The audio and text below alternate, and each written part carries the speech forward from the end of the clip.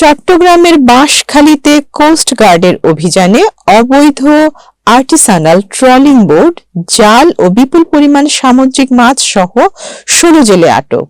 বুধবার সকালে coast guard media কর্মকর্তা লেফটেন্যান্ট কমান্ডার সিয়াম উল হক এ তথ্য জানান। ডেস্ক রিপোর্টে থাকছে বিস্তারিত। চট্টগ্রামের বাঁশখালীতে কোস্টগার্ডের বিশেষ অভিযানে অবৈধ আর্টিসানাল ট্রলিং বোট, জাল ও বিপুল পরিমাণ সামুদ্রিক মাছ সহ ১৬ জন জেলেকে আটক করা হয়েছে।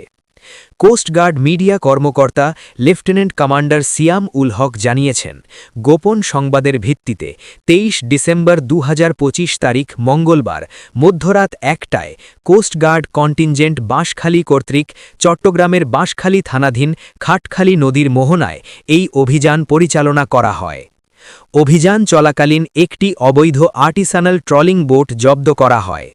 জব্দকৃত ট্রলিং বোটে তল্লাশি চালিয়ে প্রায় ২৫ লক্ষ টাকা মূল্যের ৫টি ট্রলিং জাল ও ৬,০০০ কেজি সামুদ্রিক মাছসহ ১৬ জন জেলেকে আটক করা হয়। পরবর্তীতে উপজেলা সিনিয়র মৎস্য কর্মকর্তা বাঁশখালীর উপস্থিতিতে জব্দকৃত আর্টিসানাল ট্রলিং বোট হতে ট্রলিং সরঞ্জামাদি অপসারণ করানো হয় এবং ৫,৫০,০০০ টাকা জরিমানা আদায় করে মুচলেখা নিয়ে মালিকপক্ষের নিকট বোটটি হস্তান্তর করা হয়। জব্দকৃত সামুদ্রিক মাছ নিলামে বিক্রয় করা হয় এবং অবৈধ ট্রলিং জাল বিনষ্ট করা হয়। জরিমানাকৃত টাকা সরকারি কোষাগারে জমা প্রদান করা হয়।